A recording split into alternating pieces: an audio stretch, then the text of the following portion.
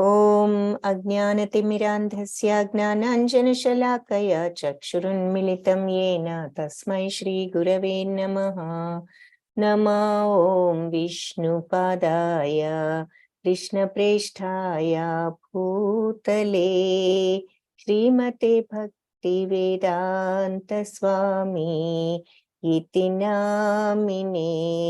नमस्ते सरस्वती देवी गौरवाणी प्रचारिणे निर्विशेष शून्यवादी पाश्चात्य देशधारिणे। हे कृष्णा करुणा सिंधो दीनबंधो जगत्पते गोपेश गोपिका कांत राधा कांत नमोस्तुते। तप्त कांचन गौरांगी राधे वृंदावनेश्वरी वृषभानुसुते देवी प्रणमामि हरिप्रिये। जय श्री कृष्ण चैतन्य प्रभु नित्यानंद श्री अद्वैता गदाधर श्रीवासादि गौर भक्त वृंद। हरे कृष्णा कृष्णा कृष्णा हरे हरे, हरे राम राम राम हरे हरे, हरे कृष्ण कृष्ण कृष्ण हरे हरे, हरे राम राम राम हरे हरे, हरे कृष्ण कृष्ण कृष्ण हरे हरे, हरे राम राम राम हरे हरे। हरे कृष्ण భక్తులందరికీ సో 14వ అధ్యాయం సత్వ రజస్తమో గుణాలు అని చెప్పుకున్నాము. ఏమిటో చూద్దాము. మీలో చాలా మంది చూసే ఉంటారు. అంటే 18 రోజుల గీతా క్లాస్లో మీరు బ్రీఫ్గా సత్వరజస్తమో గుణాలను చూసే ఉంటారు. అది మనం ఇది చాలా చోట్ల ఈ రెఫరెన్స్ వస్తూ ఉంటుంది. సో సత్వరజస్తమో గుణాలంటే అందరికీ కొంతవరకు మంచి అవగాహనే ఉండాలి. సో ఇప్పుడు ప్రతి శ్లోకం కూడా చూసే అవకాశం ఇప్పుడు మనకు ఉంటుంది. మొట్టమొదటిగా భగవాను వాచ్తో ప్రారంభం.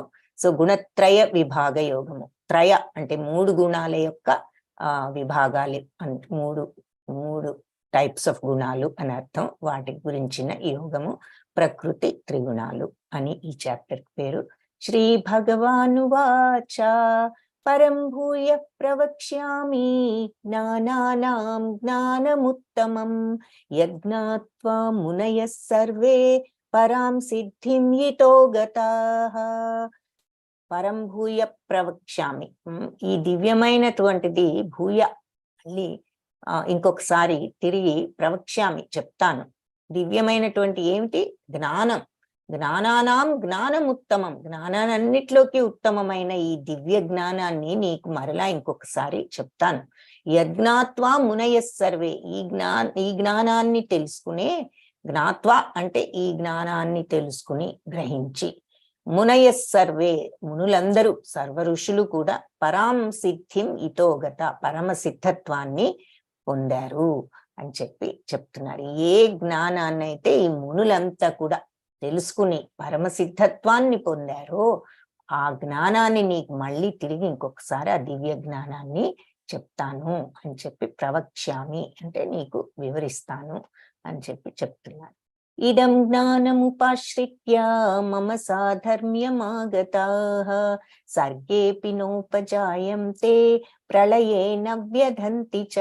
ఈ జ్ఞానాన్ని ఉపాశ్రయించినటువంటి వారు ఎవరైతే ఈ జ్ఞానాన్ని ఆశ్రయిస్తారో మమ సాధర్మ్యం, నా యొక్క సాధర్మ్యాన్ని ఆగత పొందుతారు, చేరుకుంటారు అని నా దగ్గరకు వస్తారు. ఎవరైతే ఈ జ్ఞానాన్ని ఆశ్రయిస్తారో వాళ్ళు నన్ను చేరుకుంటారు.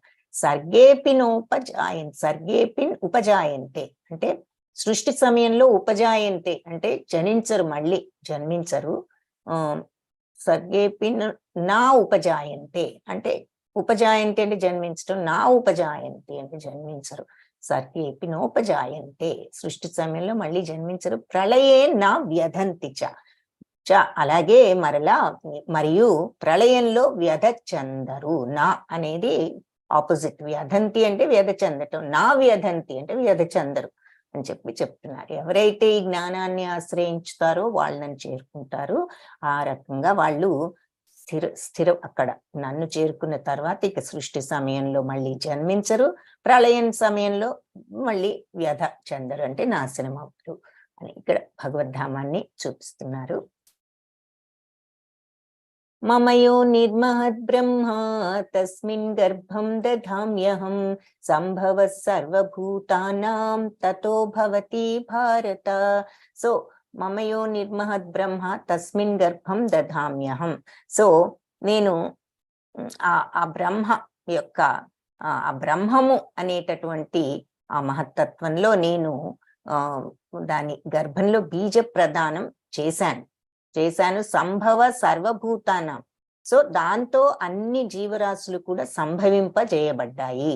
తతో భవతి భారత, అలా అన్ని కూడా మళ్ళీ ఇక్కడ ఉండటానికి సంభవించటానికి కారణమయ్యాయి అని చెప్తున్నారు. సో ఆ నిర్మహద్ బ్రహ్మ అంటే ఆ బ్రహ్మతత్వంలో నేను దాని యొక్క బ్రహ్మమని పిలువబడే ఈ మహత్తత్వమే అసలు పుట్టుకకు కారణం. అన్ని ప్రాణుల జననాలను సాధ్యం చేసే విధంగా ఆ బ్రహ్మంలో నేను బీజ ప్రదానం చేశాను అని చెప్తున్నారు. సో ఇక్కడ ఈ చాప్టర్ లో మనకు 27 శ్లోకాస్ ఉన్నాయి. సో ఆల్మోస్ట్ 13 శ్లోకాస్ వరకు చేద్దాము ఈరోజు. రేపు మిగిలిన 13 చూడొచ్చు. సో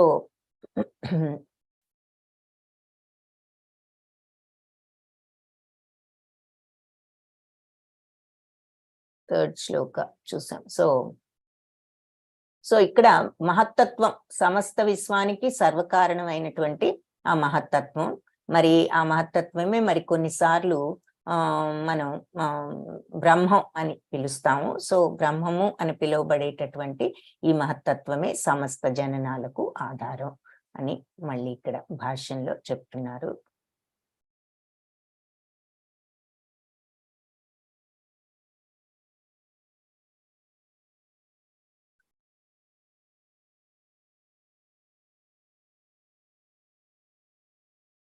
సర్వయోనిషు కౌంతేయ మూర్తయ సంభవంతి తాసాం బ్రహ్మ మహద్యోనిర్ అహం బీజ ప్రదపిత.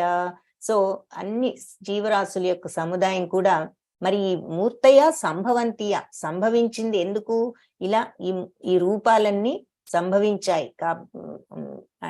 అంటే జీవ ప్రకృతిలో జన్మించటం వల్లే ఈ అందరికీ మరి మనందరికీ ఫామ్స్ అనేవి వచ్చాయి. మనం ఇక్కడ ఉండటం వల్ల ఈ ఫామ్ అనేది ఉంది అంటే మనం ఇక్కడ జన్మించబట్టి మనకు ఒక ఆకారం వచ్చింది.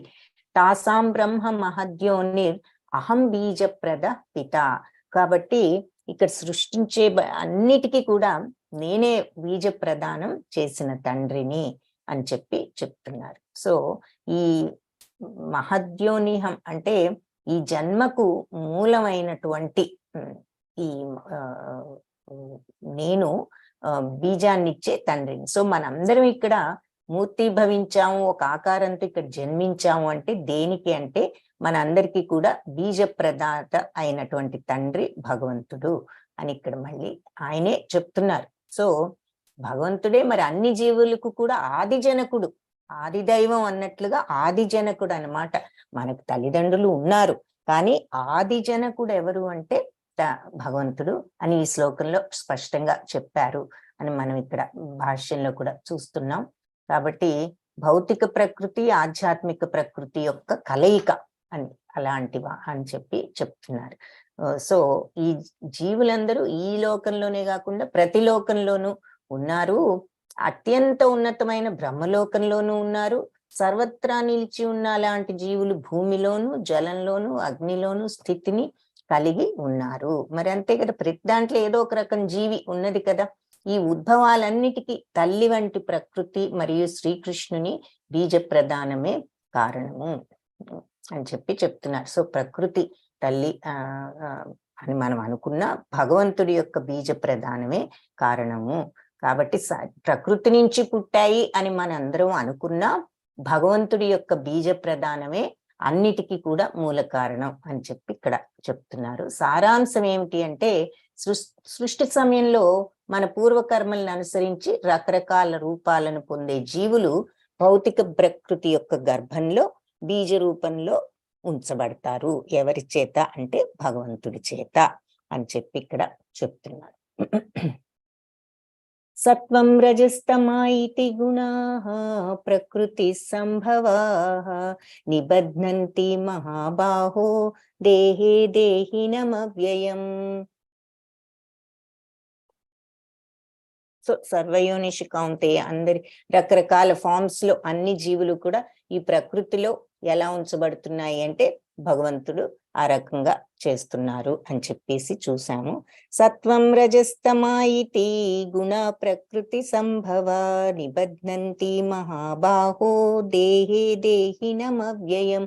సో అర్జున, ఈ భౌతిక ప్రకృతిలో మరి సత్వము, రజము, రజోగుణం, తమోగుణం, ఈ మూడు ఇతి గుణ ప్రకృతి సంభవ, ఈ మూడు కూడా ప్రకృతి నుంచి సంభవిస్తాయి. ఈ సత్వ రజస్తమో గుణాలన్నీ ప్రకృతిలో సంభవిస్తాయి. అంటే ఇవన్నీ ప్రకృతిలో ఇమిడి ఉన్నాయి ఈ మూడు గుణాలు. నిబధ్నంతి మహాబాహో, మహాబాహులు అర్జున బద్ధులు అయిపోతారు. ఎవరు? దేహే దేహినం అవ్యయం, అవ్యయమైనటువంటి ఆత్మ ఉన్న ఈ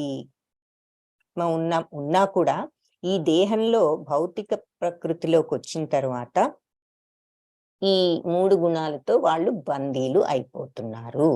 సో భౌతిక ప్రకృతి అంతా కూడా సత్వరజస్తమో గుణాలనే మూడు గుణాలు ఉంటాయి. శాశ్వతమైన ఆత్మ, మరి మనం ఆత్మతత్వం ఎలాంటిది? అజోనిత్య శాశ్వతోయం పురాణం, అలాంటి ఆత్మ ఈ భౌతిక ప్రపంచంలోకి వచ్చేయగానే ఏం జరుగుతుంది? ఈ గుణాలన్నిటితో బందీ అయిపోతుంది. సో బందీ అయిపోవటం అంటే దేంతో బందీ అవుతుంది? కప్పివేసింది కామం అని చూసాం కదా మనం 15th చాప్టర్ లో చూస్తాము, ఇంకా మిగిలిన చోట్ల కూడా చూస్తాం. అందుకని ఈ కోరిక అనేది కప్పివేయబట్టి మనం ఆత్మతత్వాన్ని చూడలేకపోతున్నాము.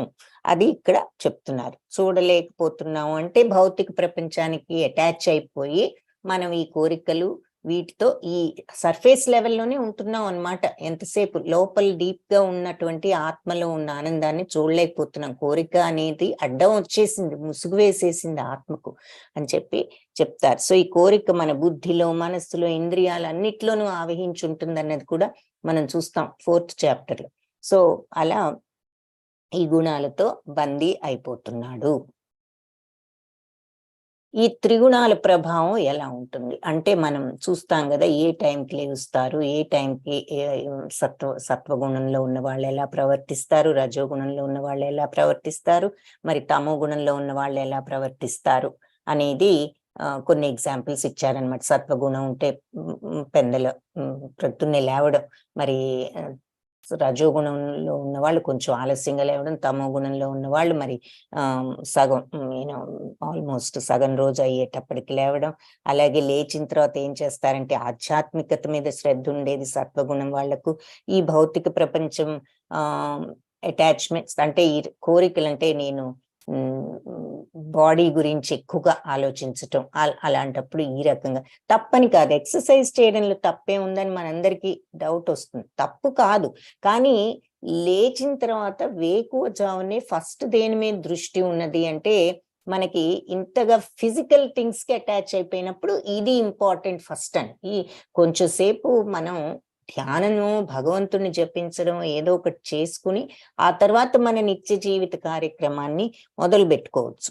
కానీ కొందరు ఇక వాళ్ళు లేవడంతోనే అప్పటికే లేట్ అవుతుంది అనుకుని వాళ్ళు ఎక్సర్సైజ్ చేసుకోవడానికి, అది అంటే how we are attach to this material things in the material world. అంటే కొంచెం ఆగి ఒక్క నిమిషం భగవంతుడికి ఇంకొక రోజు ఇచ్చినందుకు థ్యాంక్స్ చెప్దాం, తలుచుకుందాం అని సామాన్యంగా ఆ మెంటాలిటీ అనేది ఉండకపోవటం, అంటే ఆలోచనను భగవంతుడి వైపు తిప్పలేకపోవడం. తర్వాత ఇది తమో గుణం. ఇంకా లేచిన తర్వాత కూడా బద్ధకంగా ఇలా టైం వేస్ట్ చేయటానికి ఈజీ ఎగ్జాంపుల్స్ అన్నమాట మనం అండర్స్టాండ్ చేసుకోవడానికి. ఈ లేచిన తర్వాత ఎలాంటి పుస్తకాలు చదువుతారు? సరే, ఆధ్యాత్మిక పుస్తకాలు సత్వగుణం ఉన్న వాళ్ళు చదివితే, రజోగుణం ఉన్న వాళ్ళు ఈ కోరికలు తీర్చుకోవడానికి ఏం ఉపయోగపడుతుందో, ఈ భౌతిక ప్రపంచపు కోరికలు వాటి మీదే ఉంటుంది, ఇక ఆధ్యాత్మికత మీద ఉండదు అన్నది. తమో గుణంలో ఉన్న వాళ్ళు ఇక అన్ని పనికిరాని సాహిత్యం, కల్పితాలు ఇవి చదువుతూ అలాగే ఆ మాయలోనే ఉంటారు. త్రిగుణాల ప్రభావం ఇంకా నిద్రపోయేది ఈ సమయానికి, early to bed early to rise అంటారు కదా మన వాళ్ళు, పెందలాడి పడుకోవడం. మరి ఇవన్నీ మీరు చూసే ఉంటారు. అదే రజోగుణంలో వాళ్ళు కొంచెం లేటుగా పడుకోవడం, ఇంకా తమో గుణంలో వాళ్ళు సగం రాత్రి అయిన తర్వాత పడుకుని సగం రోజు అయిన తర్వాత లేవడం. సో ఓవరాల్ గా మనం చూసేది ఏమిటంటే, సత్వగుణం అనేది మరి అందరినీ కూడా మంచి ఆలోచనల్లో, శుద్ధత్వంతో, పవిత్రతతో, మరి ఆ శాంతితో, దివ్యత్వంతో ఉంటుంది. అదే రజోగుణం ఉందంటే మరి కంట్రోల్డ్ గా, ఒక్కొక్కసారి అటు ఇటుగా ఉంటాం, కొంచెం అప్పుడప్పుడు మంచి అనిపించినా అప్పుడప్పుడు తమో గుణం కూడా అనిపించవచ్చు. తర్వాత ఎక్కువ ఈ భౌతిక ప్రపంచంలో కోరికలు స్వార్థ కోరికలతో నిండి ఉండే mentality. Most of the human beings, మానవులు ఇదే మెంటాలిటీ అని చెప్తూ ఉంటారు. తమో గుణం ఉందంటే మరి ఇక అన్ని విషయాల్లో కూడా నెగిటివ్ గా ఉండటం. సో ప్రతి దానిలో తప్పును చూడటం, ప్రతి ఒక్కళ్ళు తప్పులు ఆలోచించటం, మనలో కూడా ఏదో ప్రాబ్లం ఉంది, మనకి అది ఉంది ఇది ఉందని ఎప్పుడు నెగిటివ్ గానే ఆలోచించటం, మరి పవిత్రత లేకపోవటం, ఎప్పుడు ఏదో బాధ లో ఉన్నట్లు ఫీల్ అవడం, మరి బ్యాడ్ మెంటాలిటీ, డిమానిక్ అంటున్నారంటే రాక్షసత్వం అని, అంటే చెడు ఆలోచనలు, ఇవి తమో గుణానికి సంకేతాలు అని చెప్తున్నారు. పోతే సిక్స్త్ శ్లోకాలో ఏం చెప్తున్నారు? తత్ర సత్వం నిర్మలత్వాత్ ప్రకాశకమనామయం సుఖ సంజ్ఞేన బధ్నాతి జ్ఞాన సంజ్ఞేన చానఘ. అనఘ అంటే పాపరహితుడా, మరి సత్వగుణం మిగిలిన 2 గుణాల కంటే కూడా పవిత్రమైనది, అంతే కదా. రజోగుణం కంటే, తమోగుణం కంటే రజోగుణం బెటర్, రజోగుణం కంటే సత్వగుణం ఇంకా పవిత్రమైనది. కాబట్టి ప్రకాశవంతంగా మనుషుల్ని సర్వ పాప ఫలాల నుంచి విముక్తులను చేస్తుంది. అయితే ఆ గుణంలో ఉన్న వాళ్ళు సుఖభావం చేత, జ్ఞానభావం చేత బద్ధులవుతారు. అంటే ఒక్కొక్కసారి ఇంకా ఫీలింగ్ ఉంటుంది, ఉన్నప్పుడు ఏది నేను చాలా మంచి, నా జ్ఞానవంతుణ్ణి, అన్ని వేదం చదువుకున్నాను, అన్ని కరెక్ట్ గా చెప్తున్నాను, చేస్తున్నాను, మంచి మార్గంలో ఉన్నాను అనేటటువంటి నేను చేస్తున్నాను అనే ఫీలింగ్ వచ్చి ఆ అహంకారంతో వాళ్ళు బద్ధులవుతారు. ఆ అహంకారం లేకపోతే అని ఎవరికైనా డౌట్ వస్తే, లేకపోతే అప్పుడు వాళ్ళు శుద్ధ సత్వంలోకి వెళ్తారు. ఆ ఫీలింగ్ ఉన్నంత వరకు, అంటే ఇంకా భౌతిక ప్రపంచంతో ఆ అటాచ్మెంట్ ఉంది, అన్ని కరెక్ట్ గా ఏదో మంచి పనులు చేస్తున్నాను అనుకున్నా, నేను చేస్తున్నాను అనుకుంటున్నాము అంటే అది ఈ సర్ఫేస్ లెవెల్ అహంకారం అన్నమాట. సో అది ఉన్నంత కాలం వాళ్ళు దాని వల్ల బద్ధులవుతూ ఉంటారు అని చెప్తున్నారు. ఇలా బద్ధులయ్యే వాళ్ళు రకరకాలుగా ఉంటారు. కొందరేమో సుఖంగా ఉన్నట్టుంటారు, కొందరు పని చేసి మంచి కష్టపడి పనిచేసే వాళ్ళకి కనిపిస్తారు, ఇంకొకళ్ళు నిస్సహాయత్వంతో ఉన్నట్లు ఉంటారు. కానీ మనసుకు సంబంధించిన ఇలాంటి భావాలే ప్రకృతిలో జీవుల బద్ధస్థితికి ఇవే కారణం అని చెప్తున్నారు. అంటే రకరకాలుగా బందీలవుతారు అని చెప్తున్నారనమాట. అలాంటి బంధ కారణాల్లో ముందుగా ఇక్కడ సత్వగుణం గురించి చూస్తున్నాం కాబట్టి, సత్వగుణం అలవర్చుకున్నప్పుడు మనిషికి కొంచెం ఇతర గుణాల వాళ్ళకంటే బుద్ధిమంతుడుగా ఉంటారు, కరెక్టే. కానీ ఈ జగత్తులో సత్వగుణాభివృద్ధి యొక్క ఫలితం ఇదే. కానీ ఆ విధంగా సత్వగుణాన్ని వృద్ధి చేసుకున్నవాడు భౌతిక క్లేశాలతో, అంటే ఈ సుఖాలు కష్టాలు అవి వచ్చినా బ్యాలెన్స్ గా ఉంటాడు, ఎందుకంటే సత్వగుణంలో ఉంటాం కాబట్టి. అంతేగాని అలాంటి వాళ్ళు జ్ఞానాన్ని పొందాలి అన్న భావన కూడా, అంతేకాకుండా జ్ఞానం కూడా పొందాలి మరి అనే కోరిక, అనే భావంతో ఉంటారు. అలా సత్వగుణం కలిగిన వారికి ఉదాహరణ ఎవరంటే బ్రాహ్మణుడు. అంటే బ్రాహ్మణుడు అంటే పుట్టుకతో ఈ విభజనలు చేయలేదు. బ్రాహ్మణుడు అంటే ఈ సత్వగుణంలో ఉండి ఇలాంటి టేస్ట్స్, ఇలాంటి ఉద్దేశాలు, ఇలాంటి ప్రయత్నాలు చేసేవాళ్ళు అని అర్థం. కాబట్టి సత్వగుణంలో ఆ సుఖభావనకి మనిషి తాను దాదాపు అన్ని పాపాల నుంచి విముక్తి పొంది ఉన్నాను అనేటటువంటి అవగాహనే కారణం. కానీ నిజానికి వేద జ్ఞానం ప్రకారం సత్వగుణం అంటే ఉన్నతమైన జ్ఞానము మరియు అధికతరమైన సుఖభావము అని అర్థము అని చెప్తున్నారు. అంటే అన్ని పాపాల నుంచి నేను చేసేది సుఖభావన, అన్ని పాపాల నుంచి విముక్తి పొందుతాను అనేటటువంటి ఫీలింగు, అవగాహన, అండర్స్టాండింగ్. కానీ నిజానికి ఏంటంటే సత్వగుణం అంటే అని కూడా ఉంది. కానీ ఇంకా చూస్తే ఉన్నతమైన జ్ఞానము మరియు అధికతరమైన సుఖభావము రెండు కూడా ఉన్నాయి అని అంటున్నారు. కాకపోతే వచ్చిన చిక్కు ఏమిటంట, జీవుడు ఈ సత్వగుణంలోని స్థితుడైతే తాను ఇక జ్ఞానాభివృద్ధిని పొందాను, ఇతరుల కంటే నేను ఎక్కువ అనేటటువంటి ఫీలింగ్ వస్తుంది. అది మనం ఇందాక చెప్పుకున్న అహంకారం అనేది ఇక్కడ వస్తుంది. ఈ విధంగా బద్ధుడవుతాడు. ఇప్పుడు విజ్ఞాన శాస్త్రవేత్తలు, తత్వజ్ఞులు, సైంటిస్టులు దీనికి మంచి ఎగ్జాంపుల్స్ అన్నమాట. ఎందుకంటే చాలా జ్ఞానం ఉన్నది అని వాళ్ళు కొంచెం గర్వంతో ఉంటారు. అంటే గర్వం అంటే పైకి చూపించకపోయినా మనసులో ఆ ఫీలింగ్ ఉంటుంది, నేను ఇవన్నీ చదువుకున్నాను, నేను అండర్స్టాండ్ చేసుకుంటున్నాను, నాకు తెలిసిన వాడిని అనేది తెలియకుండా ఆ ఫీలింగ్స్ ఉంటూ ఉంటాయి అన్నమాట. కాబట్టి ఇది నా జీవితాన్ని నేను మెరుగుపరుచుకుని మరి సుఖాన్ని అనుభవిస్తున్నాను, మంచి నాలెడ్జ్ సంపాదించాను కాబట్టి అనే ఫీలింగ్ కూడా ఉండొచ్చు. ఇలా ఎగ్జాంపుల్ ఇచ్చారు కదా సైంటిస్టులకి, వాళ్ళకు కూడాను అని చెప్తున్నారు. కానీ ఆ గుణంలో ఉండటం వల్ల వాళ్ళు బద్ధులైపోయి ఏదో ఒక దేహాన్ని స్వీకరించవలసి వస్తుంది. సో బద్ధత్వం ఉన్నంత వరకు వేరే దేహం వస్తుంది, ఇంకో దేహం, నెక్స్ట్ జన్మ వస్తుంది. సో ఈ ఫీలింగ్ తో ఉన్నారు కానీ మంచి జన్మే రావచ్చు, బట్ జన్మ అనేది వస్తుంది. అది ఇక్కడ పాయింట్ అదనమాట. సో తత్వవేత్తగా, విజ్ఞానవేత్తగా లేదా కవిగా ఇలా మళ్ళీ ఇంకో ఆ టైప్ ఆఫ్ జీవనం మళ్ళీ వస్తుంది. ఎందుకు, మంచి వాళ్ళు పుణ్యాలు చేస్తున్నారు, జ్ఞానం సంపాదించుకున్నారు, కానీ అహం ఉండబట్టి మళ్ళీ బద్ధత్వం అనేది కుదిరి కలిగి ఇంకో జన్మ వస్తోంది. కానీ ఇలాగే మళ్ళీ అలాంటి జన్మ, మళ్ళీ ఈ టైప్ ఆఫ్ జన్మ రావచ్చు తత్వవేత్తలుగా, అంటే ఫిలాసఫర్స్ గానో సైంటిస్టులు గానో ఇలా ఏదో ఒక రకంగా వాళ్లకు ఇంకో జన్మ వస్తుంది అని చెప్తున్నారు. సో జనన మరణం నుంచి కంప్లీట్ విముక్తి రాకపోవచ్చు ఈ సత్వగుణంలో నేనున్నాను అనే సుఖభావన, జ్ఞాన భావన ఉన్నప్పుడు అని ఇక్కడ మెయిన్ గా అది ఇక్కడ క్లూ పాయింట్, మెయిన్ పాయింట్ అన్నమాట. రజోరాగ అంటే ఇక ఆ ఫీలింగ్ కూడా లేనంత నిస్వార్థత, అదే సమత్వం అనేది మనం చూస్తూ ఉంటాం కర్మయోగంలో. మరి సమత్వం అన్నా మరి నేనేదో చేశాను అనకుండా ఇది భగవత్ ప్రసాదం అనే మెంటాలిటీ వచ్చినప్పుడు బద్ధత్వం నుంచి విముక్తి వస్తుంది అన్నమాట.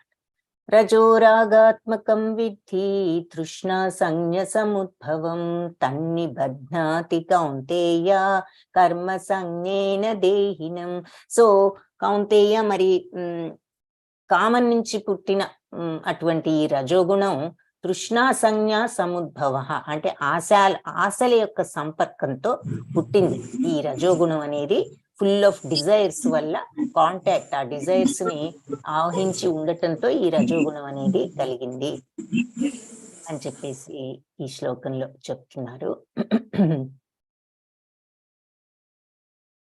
కానీ దీని కారణంగానే జీవుడు మరి కామ్యకర్మలకు బద్ధుడవుతున్నాడు. సో ఈ రజోగుణం అసలు పుట్టడమే మరి అపరిమితమైన కోరికలు, ఆకాంక్షల వల్ల ఈ రజోగుణం ఉద్భవించింది. వైస్ వర్సా అన్నమాట. ఆ గుణంతో కోరికలు ఇంకా ఎక్కువై ఆ రజోగుణం కంటిన్యూ అవుతుంది. దీని కారణంగా జీవుడు కామ్యకర్మలచే బద్ధుడవును. ఇంకంతే కదా, కోరికల కోసం చేసినప్పుడు పనులు ఆటోమేటిక్ గా బద్ధత్వం వచ్చేస్తుంది. అంటే ప్రతిఫలాపేక్షతో చేస్తున్నాం కాబట్టి వస్తుంది. బద్ధత్వం ఉండకూడదు. మోక్షం అంటే ప్రతిఫలాపేక్ష వదులుకుంటే, భగవంతుడికి అర్పించాననుకుంటే, రిజల్ట్ ఎలా ఉన్నా భగవత్ ప్రసాదం కాబట్టి సమత్వంతో స్వీకరిస్తే అప్పుడు మోక్షం. కానీ ఈ రకంగా మనం పనులు చేస్తూ ఈ లాభం మన కోసం అనే ఆ రాగద్వేషాలతో చేసినప్పుడు కామ్యకర్మలకు బద్ధులవుతాము అని చెప్తున్నారు. తమస్త్వజ్ఞానజం విద్ధి మోహనం సర్వదేహినాం ప్రమాదాలస్య నిద్రాభిస్తన్నిబధ్నాతి భారత. సో భరతవంశీయుడు అర్జున, మరి అజ్ఞానం వల్ల పుట్టినట్టు తమస్త్వజ్ఞానజం విద్ధి అంటే అజ్ఞానం వలన అజం పుట్టినటువంటి ఈ తమోగుణం అని తెలుసుకో. ఈ తమోగుణం పుట్టిందే అజ్ఞానం వల్ల. మోహనం సర్వదేహినాం అంటే భ్రాంతికరం, అందరికీ కూడా భ్రాంతిని కలిగిస్తుంది. అజ్ఞానంతో వలన పుట్టిన తమోగుణం దేహదారులందరికీ కూడా భ్రాంతిని కలిగిస్తుంది, మోహాన్ని కలిగిస్తుంది. ప్రమాదాలస్య అంటే బుద్ధిహీనత, ఆలస్య అంటే సోమరితనం, నిద్ర, మరి నిద్రాభి అంటే మరియు నిద్ర, తన్నిబధ్నాతి అంటే అది ఆ రకంగా వాళ్ళని బద్ధుల్ని చేస్తుంది. దేనివల్ల? బుద్ధిహీనతతోను, సోమరితనంతోను, నిద్రతోను, వీటన్నిటితో వాళ్లను బంధించి వేస్తుంది. సో అజ్ఞానం వల్ల జనించిన తమోగుణం అందరికీ మోహాన్ని కలిగించి ఈ దేహదారులకు దాంతో ఏం చేస్తుంది? బుద్ధిహీనత అంటే ఏది కరెక్ట్ ఏది రాంగ్ అని తెలిసే విచక్షణ పోగొడుతుంది, సోమరితనాన్ని పెంచుతుంది, నిద్ర ఎక్కువగా పోయేటట్లు చేయటం, ఈ రకమైన గుణాలతో ఇక వాళ్లను బద్ధుల్ని చేసేస్తుంది. సో ఇక్కడ టూ అనే ప్రత్యేక పద ప్రయోగం చాలా ఇంపార్టెన్స్ ఉంది ఈ పదానికి అని చెప్పేసి చెప్తున్నారు. సో ఏమిటి అంటే జీవుడికి తమో గుణం ఒక విచిత్రమైన లక్షణం అని తెలియజేయటమే దాని యొక్క అర్థం. వాస్తవానికి తమో గుణం సత్వగుణానికి సంపూర్ణంగా మరి ఆపోజిట్, అవునా? సో సత్వగుణంలో జ్ఞానాభివృద్ధి కారణంగా మనిషి ఏది ఎలా ఏం చేయాలో విచక్షణతో ఉంటాడు. తమో గుణంలో కరెక్ట్ గా దానికి ఆపోజిట్, ఏది ఎలా చేయాలో ఏది కూడా తెలియనంత విచక్షణ జ్ఞానం లేకుండా ఉంటాడు. సో తమో గుణంలోని ప్రతివాడు మరి బుద్ధిహీనత అన్నమాట, అంటే విచక్షణ లేకపోవడం, ఏది మంచి ఏది చెడు అనేది తెలుసుకోకుండా ఉండటం. దానివల్ల ఏమిటి అంటే ప్రోగ్రెస్ కి బదులు తిరోగమనం జరుగుతుంది, పతనం అవటం జరుగుతుంది అనమాట. సో వాళ్ళకి స్పిరిచువల్ ప్రోగ్రెస్ లేకపోగా వాళ్ళు కింది వైపుకి వెళ్ళిపోతూ ఉంటారు. అలాంటి తమో గుణాన్ని వేదవాంగ్మయాల్లో వస్తుయాధాత్మ్య జ్ఞానావరకం విపర్యయ జ్ఞాన జనకం తమః అని చెప్పి డిఫైన్ చేశారు. అంటే ఏమిటట? అజ్ఞానం కారణంగా మనిషి దేన్ని కూడా యథాతథంగా అర్థం చేసుకోలేడు. సో ఈ అజ్ఞానం వల్ల మనకి ఏ విషయాలు కూడా కరెక్ట్ గా అర్థం కావట. ఉదాహరణకి ప్రతి ఒక్కళ్ళు కూడా నా తాత మరణించాడు, నేను మరణిస్తాను, మానవుడు మరణించే స్వభావం ఉన్నవాడు అని మన అందరికీ తెలుసు. మన పెద్దవాళ్ళని చూస్తున్నాం, ఓకే తాతగారు పోయారు లేకపోతే ముత్తాతగారు పోయారు, అలాగే ఒకళ్ళ తర్వాత ఒకళ్ళు ఏజ్ వస్తుంది, ఇది నార్మల్ అని మన అందరికీ తెలుసు. అలాగే మరి ఒక్కొక్కసారి పిల్లలు అలాగే మన తర్వాత వాళ్ళు కూడా అలాగే అవుతారన్నది మనకు తెలుసు. కాబట్టి మరణం అనేది గ్యారంటీ అని మన అందరికీ కూడా తెలుసు. అయినా కూడా మరి మనం నిత్యమైనటువంటి ఈ ఆత్మను పట్టించుకోకుండా రాత్రింబవళ్ళు ఏమిటో ధనం పోగు చేయాలని ఏదో వెరితనంతో ఈ ఫిజికల్ వరల్డ్ కి అటాచ్ అయిపోయి తాపత్రయపడుతూ ఉంటారు. దీన్నే బుద్ధిహీనత అని అంటారు. ఇలాంటి బుద్ధిహీనత మూర్ఖత్వం కారణంగా ఇలాంటి బుద్ధిహీనత లేదా మూర్ఖత్వం ఏదన్నా అనుకోవచ్చు, దాని కారణంగా వారి ఆధ్యాత్మిక ప్రగతి మీద వాళ్ళకి విముఖత, ఇంట్రెస్ట్ ఉండదన్నమాట. ఎందుకు? ఎంతసేపు ఈ భౌతిక ప్రపంచం ఎలా డబ్బు సంపాదించాలి, ఏం చేయాలి, తప్పని కాదు, మనకు కావలసినంత వరకు మన లైఫ్ మనం లీడ్ చేయటానికి ఉండొచ్చు. కానీ ఇంకా ఇంకా ఇంకా ఆశలతో ఇంకా అది కావాలి, ఇంకా ఇది కావాలి, ఇంకా వాళ్ళకు కూడబెట్టాలి, వీళ్ళకు కూడబెట్టాలి అంటే తప్పని కాదు. బట్ ఇంకా ఆధ్యాత్మిక ప్రగతి గురించి ఎప్పుడు ఆలోచించే టైం లేనంతగా చేస్తే మరి మనకు పర్మనెంట్ గా మిగిలేది అదే కదా. దానికి కొంతన్నా సమయం మనకు అండర్స్టాండింగ్ ఉండాలి. కాబట్టి అది లేనప్పుడు మరి అది బుద్ధిహీనతే అని చెప్తున్నారు. అన్ని తెలిసి కూడా, ఎందుకంటే ఏది పర్మనెంట్ కాదు, ఎవరు పర్మనెంట్ కారు అని తెలిసి కూడా ఇలా చేసినప్పుడు మరి అంటే ఉదాహరణలు చెప్తున్నారు. ఎవరైనా సత్సంగానికి ఆహ్వానిస్తే ఆసక్తి చూపరు. అలా రజోగుణంలో ఉన్న వాళ్లకు వాళ్ళకి ఇలాంటి వాటి మీద ఇంట్రెస్ట్ అనేది ఉండదు. అవసరమైన దానికంటే ఎక్కువగా నిద్రించే తమో గుణం ఉన్న వాళ్ళది ఇంకొక లక్షణం. వాళ్ళేమిటి, సాధారణంగా మనిషికి ప్రభుపాద అంటారు 6 hours స్లీప్ చాలట. కానీ తమో గుణంలో ఉన్న వాళ్ళు రోజుకు 10-12 గంటలు నిద్రపోతూ సమయాన్నలా వేస్ట్ చేస్తారు. అలాంటి వాళ్ళు మరి చింతాక్రాంతులై మత్తు పదార్థాలు, నిద్రలు ఇలాంటి వాటికి అలవాటు పడి ఉంటారు. ఇవే తమో గుణానికి బద్ధుడైన మనిషి యొక్క లక్షణాలు అని చెప్పి ఇక్కడ ఇంకా భాష్యంలో ఇంకా వివరించారు. సో ఈ శ్లోక తాత్పర్యం ఏమిటి అంటే, అజ్ఞానం వల్ల పుట్టిన తమో గుణం మనుషులకు ఎప్పుడూ మోహాన్నే కలుగు చేస్తుందని తెలుసుకో. ఇలా వాళ్ళు ఈ అజ్ఞానం వల్ల కలిగిన మోహంతో బుద్ధిహీనత అంటే ఏది మంచి ఏది చెడో తెలియని విచక్షణ లేకుండా ఉండి సోమరితనం, నిద్ర ఇలాంటి వాటితో వాళ్ళు జీవాత్మను బందీలు చేసేస్తారు, మళ్ళీ జన్మకు గురవుతారు. సత్వం సుఖే సంజయతి రజః కర్మణి భారత, జ్ఞానమావృత్య తు తమః ప్రమాదే సంజయత్యుత. సో సత్వగుణం మనుషుల్ని సౌఖ్యంలో బంధిస్తుంది, రజోగుణం కర్మలలో బంధిస్తుంది, అంటే ఈ యాక్షన్స్ ఎప్పుడు పనులు చేస్తూ ఉండటం.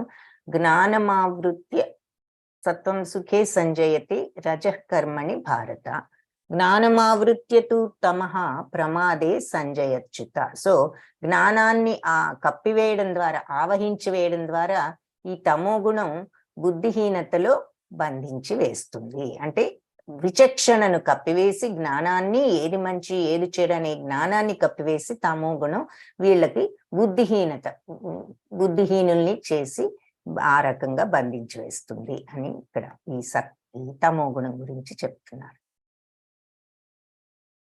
అంటే ఎగ్జాంపుల్, ఒక సైంటిస్ట్ కానీ ఎవరైనా చదువుకున్న వాళ్ళు కూడా వాళ్ళు జ్ఞానరంగంలో వాళ్ళు సంతృప్తిగా ఉంటారు కదా, మరి మేమేదో మంచి మార్గంలో ఉన్నాము అని. కానీ సత్వగుణంలో ఉన్నవాడు తన కర్మ చేత గాని జ్ఞాన సముపార్జన యత్నంతో గాని తృప్తుడై ఉంటాడు. అదే ఎవరైనా అంటే ఎగ్జాంపుల్ ఒక సైంటిస్ట్ ఉన్నప్పుడు సత్వగుణంలో ఉన్నాడు అనుకోండి, ఆయన జీతం వస్తుంది, నేను ఏదో చేస్తున్న పనికి నాకు తగ్గ జీతం వస్తుందని తృప్తిగా ఉంటాడు. అదే రజోగుణంలో ఉన్నవాడు మరి ఇంకా మన కోరికలకు ఈ డబ్బు చాలటం లేదని చెప్పేసి అలాంటి ధనాన్ని వీలైనంత వరకు ధనాన్ని మరి కోరికలకు రతుడై ఉన్నాడు కాబట్టి తన శక్తి అనుసారం ధనాన్ని కూడబెట్టుకుంటాడు. ఆ తర్వాత అలాంటి ధనాన్ని సత్కార్యాలకు వినియోగించడానికి కొన్నిసార్లు హాస్పిటల్స్ కో ధర్మ సంస్థలకో దానం ఇవ్వటం లాంటి పనులు చేస్తూ ఉంటాడు. ఇలాంటి కార్యాలు రజోగుణంలో ఉన్నవాడి లక్షణాలు అన్నమాట. ఇక తమోగుణం లక్షణాలు ఉన్నాయి అంటే ఇక్కడ ఎగ్జాంపుల్ తో చెప్తున్నారు. సో సత్వగుణంలో ఉన్నవాడు ఒక సైంటిస్టో ఎవరో ఉన్నాడు, సరే ఉద్యోగం చేసుకుంటాడు, వచ్చిన డబ్బుతో తృప్తిగా ఏదో నేను చేస్తున్నాను, కరెక్ట్ గా నా ఉద్యోగం, నేను ధర్మ మార్గంలో ఈ జీతం నాకు వచ్చిందని తృప్తిగా ఉంటాడు. రజోగుణంలో ఉన్నవాడికి డబ్బు ఎక్కువ వస్తే ఇంకెక్కువ మనకు అవసరాలు తీరుతాయి అనే ఉద్దేశంతో ఉంటాడు కాబట్టి తనకు వీలైనంత ఎక్కువగా సంపాదించుకుని కానీ మధ్య మధ్యలో కొన్ని ధర్మ కార్యాలకి ఇస్తూ ఉంటాడు దానం అని చెప్తున్నారు. వైద్యశాల అంటే కొద్దిగా మధ్యస్థంగా ఉంటాడు కాబట్టి అటు కోరికలు తీర్చుకుంటూ ఉన్నా మళ్ళీ కొన్ని మంచి పనులకు కాస్త ఆ డబ్బులు కొన్ని ఇస్తూ ఉంటాడు అని చెప్తున్నారు. తర్వాత అయితే ఇవి ఈ రజోగుణంలో ఉన్నవాళ్ళు. ఇక తమో గుణంలో ఉన్నవాళ్ళు మనుషుల జ్ఞానాన్ని కప్పివేయట. అలాంటి తమో గుణంలో ఉన్న మనిషి ఏది చేసినా అతనికి గాని ఇతరులకు కానీ మేలు కలగదు. సో అటువంటి పనులు చేస్తారనమాట తమో గుణంలో ఉన్న వాళ్ళు. రజోగుణం ఉన్న వాళ్ళు స్వార్థం ఉన్నా కొంచెం అప్పుడప్పుడు వాళ్ళల్లో ఈ దానము ఏదో ఇవ్వటం, ఏదో కారణంతో కనీసం పేరు కోసం ఏదన్నా కానీ ఇస్తూ ఉంటారు. కానీ తమో గుణంలో ఉన్న వాళ్ళు ఏది ఎవరికి ఉపయోగపడే పని చేయరు. వాళ్ళకు ఉపయోగపడే పని కానీ బయట వాళ్ళకు ఉపయోగపని కానీ వాళ్ళు చేయరు అని చెప్తున్నారు. రజస్తమశ్చాభిభూయ సత్వం భవతి భారత, రజసత్వం తమశ్చైవ తమస్సత్వం రజస్తథా. సరే, ఈ రజోగుణం కొన్నిసార్లు తమో గుణాలని రజస్తమో గుణాలను జయించి సత్వగుణం అంటే 3 గుణాలు ఎప్పుడు మనుషుల్లో పోటీ పడుతూ ఉంటాయి. మీరు ఒక్క నిమిషం ఆలోచిస్తే మనలో కూడా ఒక్కొక్కసారి మంచి థాట్స్ వస్తాయి, ఒక్కోసారి చెడు థాట్స్ వస్తాయి, ఒక్కోసారి విపరీతమైన కోరికలు వస్తాయి, ఒక్కోసారి అలా మిక్స్డ్ గా ఉంటాయి. సో కొన్ని టైమ్స్ లో రజస్తమో గుణాలను జయించి సత్వగుణం ఎక్కువ అవుతూ ఉంటుంది. కొన్నిసార్లు రజోగుణం ఎక్కువై మిగిలిన 2 గుణాలని అది జయిస్తుంది స్వార్థము. ఇంకొన్నిసార్లు తమో గుణం అంటే అజ్ఞానం, అసలు ఆలోచన శక్తి నశించి అవతల వాళ్ళ గురించి చెడుగా అనుకోవటం, ఇటువంటి పనులు కూడా చేస్తూ ఉండటానికి ఆస్కారం ఉంది. కాబట్టి 3 గుణాల నడుమ కూడా ఆధిపత్యం కోసం ఆల్ ద టైం ఈ కాంపిటీషన్ జరుగుతూ ఉంటుందట. అందుకే మనకి రకరకాల ఆలోచనలు వచ్చినప్పుడు మనం మనస్సును కంట్రోల్ చేసుకోగలిగి ఈ మైండ్ని, ఈ ఇంద్రియాలను తద్వారా కామ్ చేసుకుని ఆ సత్వగుణంలోకి, శుద్ధ సత్వంలోకి వెళ్ళటానికి ప్రయత్నించాలి అని చెప్పి ఇంతకు ముందు కూడా చూసాము. కాబట్టి మనిషి సాధన ద్వారా సత్వగుణాన్ని వృద్ధి చేసుకుని రజస్తమో గుణాలని జయింపవచ్చు. ఆ సాధన ఉన్నప్పుడు, ప్రాక్టీస్ ఉన్నప్పుడు, ప్రయత్నం ఉన్నప్పుడు, శ్రద్ధావాన్ లభతే జ్ఞానం, శ్రద్ధ ఉన్నవాడికి జ్ఞానం లభిస్తుంది. ఆ శ్రద్ధ లేదు, ఆ ప్రయత్నమే ప్రయత్న లోపమే ఉంటే ఇంకేది సాధించలేం. కాబట్టి ప్రయత్నం, శ్రద్ధ, సాధనతో మనం ఈ సత్వగుణాన్ని వృద్ధి చేసుకోవచ్చు అని ఇక్కడ కూడా భాష్యంలో చెప్తున్నారు. అలాగే రజోగుణాన్ని పెంచుకున్నామంటే సత్వతమో గుణాలను జయించవచ్చు. అలాగే తమో గుణాన్ని పెంచుకున్నామంటే ఈ 2 గుణాలని జయించవచ్చు. కాబట్టి ఈ 3 కూడా స్థిర నిశ్చయం కలిగిన వాడు సత్వగుణంలో స్థితుడు కాగలడు. అంటే ఆ శ్రద్ధ, ఇంట్రెస్ట్, ప్రాక్టీస్ చేసేవాడు. కాబట్టి ఆ సత్వగుణం సైతం అతడు అధిగమించి అప్పుడు వసుదేవ స్థితి, శుద్ధ సత్వగుణానికి వెళ్ళగలుగుతాడు అని చెప్పి చెప్తున్నారు. అలాంటి స్థితిలో భగవద్ విజ్ఞానాన్ని అర్థం చేసుకోవచ్చు అన్నమాట. సో మన డ్యూటీ ఏమిటంటే ఎప్పటికప్పుడు మనస్సును, ఇంద్రియాలను సాధనతో, ప్రాక్టీస్తో కంట్రోల్ చేసి సత్వగుణంలోకే వెళ్ళాలి. ఆ సత్వగుణం నుంచి తరువాత శుద్ధ సత్వంలోకి వెళ్ళినప్పుడు మనకి భగవద్ విజ్ఞానం అర్థమవుతుంది అని ఇక్కడ భాష్యంలో చెప్తున్నారు అనమాట. అంటే కర్మలను అనుసరించి ఎట్టి గుణాలలో స్థితుడై ఉన్నాడో తెలుసుకోవచ్చు అని కూడా అంటున్నారు. సర్వద్వారేషు దేహేస్మిన్ ప్రకాశ ఉపజాయతే జ్ఞానం యదా తదా విద్యాద్ వివృద్ధం సత్యమిచ్యుత. సో దేహద్వారాలన్నిటినీ అన్ని కూడా జ్ఞానంతో ప్రకాశవంతమైనప్పుడు సత్వగుణం యొక్క వ్యక్తీకరణ అనుభవంలోకి వస్తుంది. అంటే మనం అన్ని కూడా ఆ జ్ఞానాన్ని ఆ రకంగా పెంచుకున్నప్పుడు మనకి సత్వగుణం అనుభవంలోకి వస్తుంది అని చెప్పి చెప్తున్నారు. సర్వద్వారేషు దేహేస్మిన్ ప్రకాశ ఉపజాయ. సో ఈ ద్వారాలు నవద్వారేపురి అన్నారు అంటే ఇక్కడ మరి చక్రాలు అని కూడా చెప్తూ ఉంటారు. బట్ ఏదేమైనా అన్ని ద్వారాలు అంటే ఇక్కడ అర్థం ఏమిటంటే కంప్లీట్ గా సత్వగుణం ఉన్నప్పుడు ఈ మిక్స్చర్స్ లేకుండా అప్పుడు జ్ఞానంతో ప్రకాశవంతం అవుతుంది. అంటే ఈ రజో తమో గుణాలను కంప్లీట్ గా మనం వదిలించుకోగలిగినప్పుడు మన యొక్క జ్ఞానంతో అన్ని ద్వారాలు కూడా ప్రకాశితం అవుతాయి. అది అప్పుడు సత్వగుణం ప్రకటితమైంది అని మనం అర్థం చేసుకోవాలన్నమాట. సో దేహానికి మరి అన్ని ద్వారాలంటే 2 కళ్ళు, చెవులు, నాసిక రంధ్రాలు, నోరు ఇవన్నీ ఉన్నాయి కదా. ఈ 9 ద్వారాల్లో కూడా ప్రతిదీ సత్వగుణ లక్షణంతో ప్రకాశవంతమైనప్పుడు, సో అలాంటిటప్పుడు అలాంటి సత్వగుణంలో మనిషి వాస్తవ దృక్పథంతో చూడటం, విషయాలను వినటం, స్వీకరించడం చేయగలడు. అంటే ఈ భౌతిక ప్రపంచపు మాయలో కాకుండా రియల్ వ్యూలో చూడొచ్చు అనేది చెప్తున్నారు. అంటే అంతర్బాహ్యాలందు శుద్ధుడు కాగలడు. అంటే ప్రతి ద్వారంలో ఆనందం మరియు సౌఖ్య లక్షణాలు వృద్ధి కాగలవు. అదే సత్వగుణపు వాస్తవ స్థితి. అంటే ఎప్పుడు కూడా ఈ రజోగుణం, తమో గుణం లేని స్థితి. లోభ ప్రవృత్తిరారంభ కర్మణామశమ స్పృహ రజస్యేతాని జాయంతే వివృధే భరతర్షభ. సో భరతవంశ శ్రేష్ఠుడ, రజోగుణం గనక వృద్ధి చెందిందనుకో లోభం అంటే దురాశ, ఇంకా ఇంకా కావాలి అనేటటువంటి ఫీలింగ్ అన్నమాట. కామ్యకర్మము, తీవ్ర ప్రయత్నాలు, అణుచుకోవటానికి సాధ్యం కాని కోరికలు, తపన, ఈ లక్షణాలన్నీ కూడా వృద్ధి చెందుతాయి. మరి ఎక్కువ కోరికలు ఉన్నాయనుకోండి, ఇక ఆందోళన, ఎప్పుడు చేయాలి, ఇది ఎప్పుడు చేయాలి, అదేలా తీర్చుకోవాలి, ఇదేలా తీర్చుకోవాలి, ఈ పని చేస్తే అది వస్తుంది, ఇక మనశ్శాంతి అనేది ఉండదు. తీవ్ర ప్రయత్నం, అణుచుకోలేని కోరికలు, తపన, ఇక కామ్యకర్మల్లో ఫుల్గా మరి ఉండటం, ఇంకా దురాశ, ఇంకా ఇంకా కావాలనే ఫీలింగ్, ఇవన్నీ ఎక్కువ అవుతాయి రజోగుణం పెరిగితే అని చెప్పి చెప్తున్నారు. సో మనశ్శాంతి అనేది ఉండదు.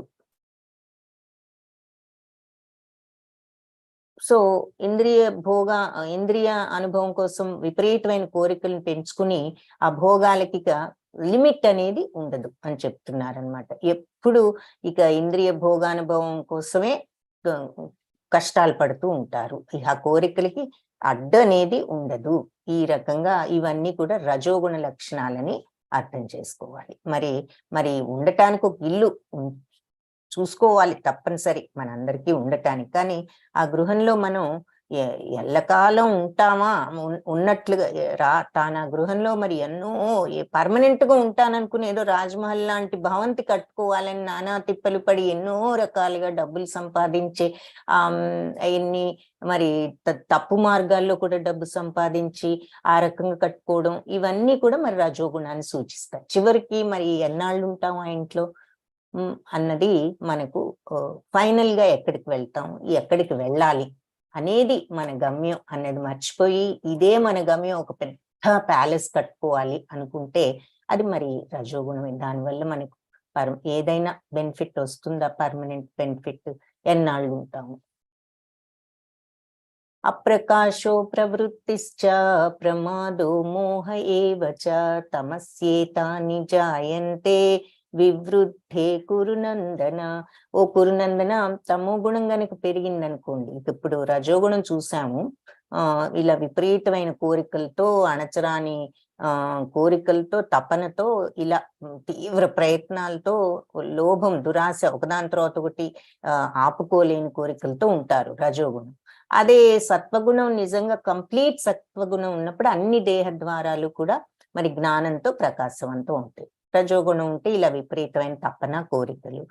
తమో గుణం అయితే మరి అంధకారం, సోమరితనం, బుద్ధిహీనత, భ్రాంతి, ఇవన్నీ కూడా ఎక్కువ అవుతాయి అని చెప్తున్నారు. సో అంధకారం అంటే ఇక అసలు ఏది అయోమయ పరిస్థితి, మోహంతో కవర్ అయిపోయి మరి ఏది చేయాలి, ఏది చేయకూడదు, ఏది రైట్, ఏది రాంగ్ అన్న విచక్షణ కూడా తెలియని అంధకార పరిస్థితి. సోమరితనం, ఇక ఏది చేయలేని లేజినెస్, బుద్ధిహీనత, వివక్షత లేకపోవటం, భ్రాంతి, ఎప్పుడు ఏదో లోకంలో ఉన్నట్లు ఉండటమే కానీ అసలు ఏం జరుగుతుంది, ఏది రైట్, ఏమిటి మన డ్యూటీ అనేది కూడా తెలియని స్థితి. ఇక అది ఎలా అన్నా అవ్వనివ్వండి, మరి మనం ఎగ్జాంపుల్స్ గా ఏదో బ్యాడ్ ప్రవర్తనలో ఉన్న వాళ్ళు, ఇంకా మనకి ఈజీ ఎగ్జాంపుల్స్ అంటే ఆల్కహాలిక్స్ అని, డ్రగ్ అడిక్ట్స్ అని, ఇలాంటివి చెప్పుకోవచ్చు. కానీ ఒక్కొక్కసారి అవేవి లేకుండా కూడా ఈ స్థితిలోకి వెళ్ళే వాళ్ళని కూడా చూస్తూ ఉంటాం. యదా సత్వే ప్రవృద్ధేతు.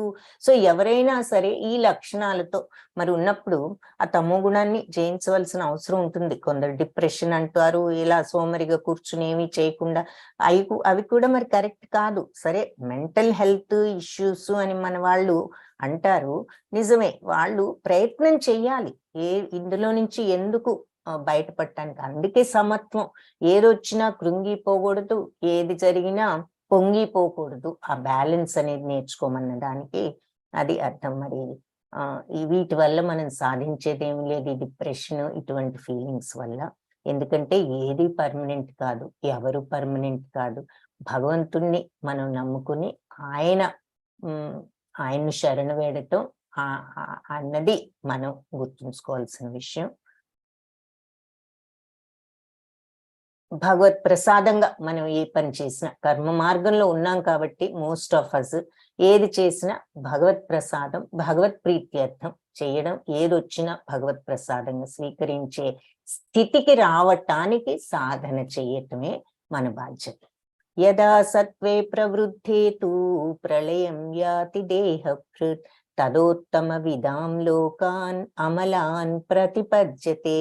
సో సత్వగుణంలో ఉండి మరణించిన వాడు మహర్షుల యొక్క ఉన్నత పవిత్ర లోకాలను పొందుతాడు అని చెప్తున్నాడు. అమలాన్ అనే మాట ఇక్కడ ఇంపార్టెంట్. అమలాన్ ప్రతిపద్యతే అంటే పవిత్రమైన, అమలాన్ అంటే పవిత్రమైన. సో ఆ లోకాలు ఎందుకు పవిత్రం అంటే వాటిలో రజస్తమో గుణాలే ఉండవు ఇక ఆ లోకంలో, అందుకని అవి పవిత్ర లోకాలు. సో కలుషభరితమై మన భౌతిక జగం కలుషభరితం అందుకే సత్వగుణం చాలా పవిత్రమైనది అనమాట. అన్ని నిండి ఉన్న ఈ భౌతిక ప్రపంచంలో ఉంటూ సత్వగుణంతో ఉండటం అనేది చాలా గొప్ప, అందుకే అది చాలా పవిత్రమైనది. వాళ్ళు పవిత్రులుండే ఆ లోకానికి వెళ్తారు.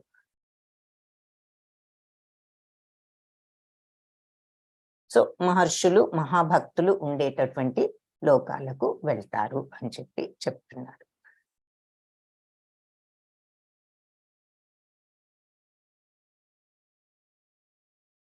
సో సత్వగుణం ఎక్కువగా ఉన్నప్పుడు ఇలా అందరూ మంచి కార్యాల్లో అందరూ కూడా కలిసిమెలిసి ఉండటం. ఆ రజోగుణం ఎక్కువైనప్పుడు మరి లోభం, కామ్యకర్మం, తీవ్ర ప్రయత్నం, అణుచుకోలేని కోరికలు, తపన. తమో గుణం ఎక్కువైతే మరి అంధకారం, సోమరితనం, బుద్ధిహీనత, భ్రాంతి. ఇప్పుడు ఇలా ఏది కూడా ఇలాంటి స్థితిలో ఉండాల్సి వస్తుందని ఎగ్జాంపుల్స్ చూపిస్తున్నారు. యదా సత్వే ప్రవృద్ధే తు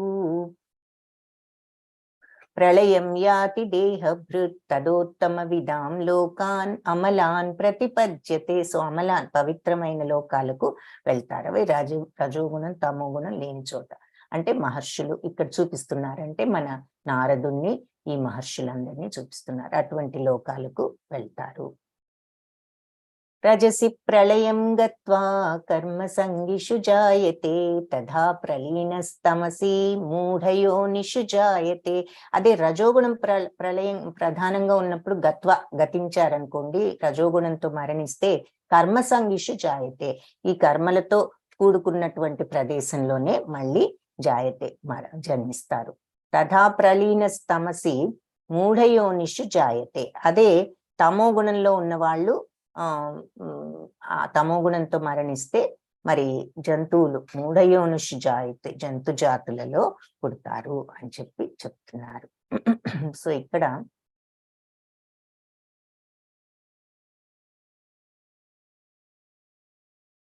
రజోగుణంలో ఉన్న వాళ్ళు అంటే మనిషి జాతిని పొందిన తర్వాత మళ్ళీ పతనం, మళ్ళీ మనకి అదే ఎండ్. ఒకసారి హ్యూమన్ లైఫ్ అంటే ఎన్నో 84 లక్షల జీవరాశుల తర్వాత మనిషి జన్మ వస్తుందని చెప్తున్నారు కదా. సో ఇక మనిషి జన్మ వస్తే మనం ఈ మనిషి జన్మతోనే మళ్ళీ పుడతామని అనుకుంటారు కొందరు, కానీ అది కరెక్ట్ కాదంటున్నారు ఇక్కడ. ఈ శ్లోకాన్ని అనుసరించి తమో గుణాన్ని గనక వృద్ధిపరుచుకున్న వాడు మరణానంతరం జంతు రూపంలో పతనాన్ని పొందుతారు. సో మరణించిన తమో గుణంలో ఉండి మరణిస్తే జంతు జాలంలో మూఢయోనిషు అంటే జంతు జాతులు, మూఢత్వం అంటే కంప్లీట్ నాలెడ్జ్ లేని జన్మలో అన్నట్టుగాను. ఎందుకంటే మనిషికున్న వివేకం మరి మిగిలిన ఏ జీవికి లేదు. ఇప్పుడు మనం తెలుసుకోగలుగుతున్నాం, ఇన్ని నేర్చుకోగలుగుతున్నాం, భగవంతుడి గురించి తెలుసుకునే ఇదంతా కూడా మానవ జన్మలోనే ఎక్కువ సాధ్యం. మిగిలిన జన్మలకి మనకున్నంత అవకాశం లేదు. కాబట్టి అందుకే మానవ జన్మలోనే వచ్చినప్పుడు దాన్ని వినియోగించుకుని భగవంతుణ్ణి చేరుకోవడానికి ప్రయత్నించాలి అని చెప్తూ ఉండడానికి కారణం. సో మనం మరి తమో గుణంలో ఉన్నట్లయితే మరి జంతుజాల ఈ మూఢయోనిషు వాటిల్లో పుడతారు అని దీనిని బట్టి మనిషి జన్మ వచ్చినా కూడా మళ్ళీ జంతు రూపంలో పుట్టే ఛాన్స్ ఉందని దీనివల్ల తెలుస్తోంది అని ఇక్కడ భాష్యంలో చెప్తున్నారు. కాబట్టి ఆ స్థితి నుంచి మళ్ళీ మానవ జన్మను పొందటానికి మళ్ళీ మనం ఉద్ధరించుకుంటూ రావాలి. కాబట్టి మానవ జన్మ నిజంగా శ్రద్ధ గలవారు, మానవ జన్మ ఏడ నిజంగా శ్రద్ధ గల వాళ్ళు సత్వగుణాన్ని ఈ జన్మలోనే అవలంబించి సత్సాంగత్యంతో ఈ త్రిగుణాలన్నింటినీ అధిగమించి భక్తి భావంలో ఉండాలి. ఇదే మానవ జన్మ యొక్క లక్ష్యం అని చెప్పి మళ్ళీ మనకి ఇక్కడ గుర్తు చేస్తున్నారు.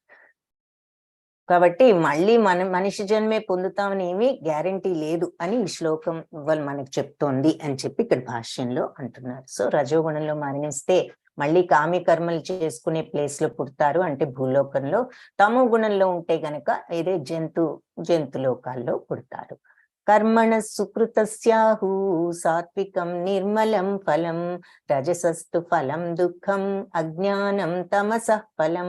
సో పుణ్యకర్మ ఫలితమైన నిర్మలత్వం సత్వగుణం ప్రధానమైనదిగా. సో సత్వగుణం ఉంటే ఏముంటుంది అంటే నిర్మలత్వం అనేది ప్రధానంగా ఉంటుంది. కానీ రజోగుణ కర్మ దుఃఖాన్ని, తమో గుణమేమో అజ్ఞానాన్ని కలిగిస్తుంది. సో సత్వగుణం ఉంటే మరి మనకు నిర్మలత్వం, ప్రశాంతత, శాంతి ఉంటుంది. అదే రజోగుణం ఉంటే దుఃఖం. ఎందుకంటే ఇక కోరికల వలయాల్లో ఉంటాంగా, అది అవ్వలేదు, ఇది అవ్వలేదు, ఇది చేయాలి, అది చేయాలి, మనశ్శాంతి అనేది ఉండదు. తమో గుణంలో ఉన్నాం అనుకోండి, అజ్ఞానం, అసలు ఏది చేయాలి, ఏది చేయకూడదు, ఏది రైట్, ఏది రాంగ్ అనేటటువంటి విచక్షణ అజ్ఞానం కూడా లేని అజ్ఞానంలో ఉండటం, అది ఇలాంటివి కలిగిస్తాయి అని చెప్పి చెప్తున్నారు.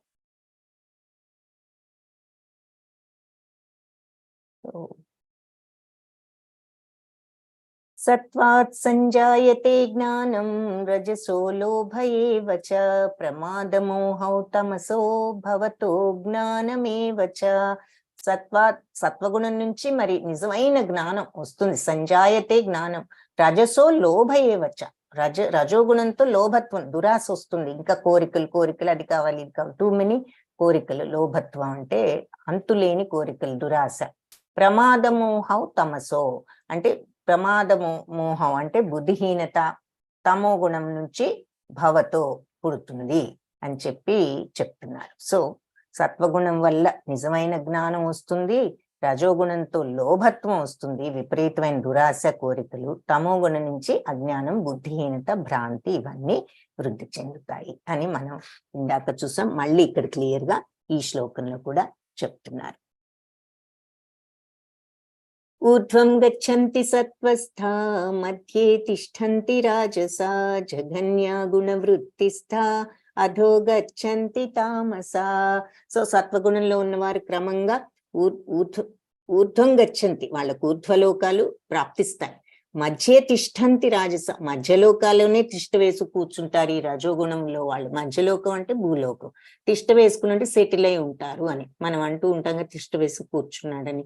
So మధ్యలోకాల్లోనే settle అయిపోతారండి. ఈ కోరికలతో రజోగుణం ఉంటే ఎప్పటికీ భూలోకాల్లోనే ఉంటారు. జఘన్యా గుణ వృత్తిస్థ అంటే బ్యాడ్ క్వాలిటీస్ తో, అంటే చెడు గుణాలతో, చెడు గుణాల మెంటాలిటీ ఉన్నవాళ్ళు అధోగచ్చంతి తామస, వాళ్ళు కింది లోకాలకు వెళ్ళిపోతారు అని చెప్పి చెప్తున్నారు. సత్వగుణంలో ఉన్న వాళ్ళు మరి ఊర్ధ్వలోకాల్లోకి వెళ్తారు, రజోగుణంలో ఉన్న వాళ్ళు ఈ భూలోకంలోనే ఉండిపోతారు, పుడుతూ ఉంటారు. హేయమైన తమో గుణంలో ఉండేవాళ్ళు నరకలోకాలకు పతనం అంటే కింది అధోగచ్చంతి, అధలోకాలు, కింది లోకాలకు వెళ్తారు అని చెప్తున్నారు. 15th శ్లోక.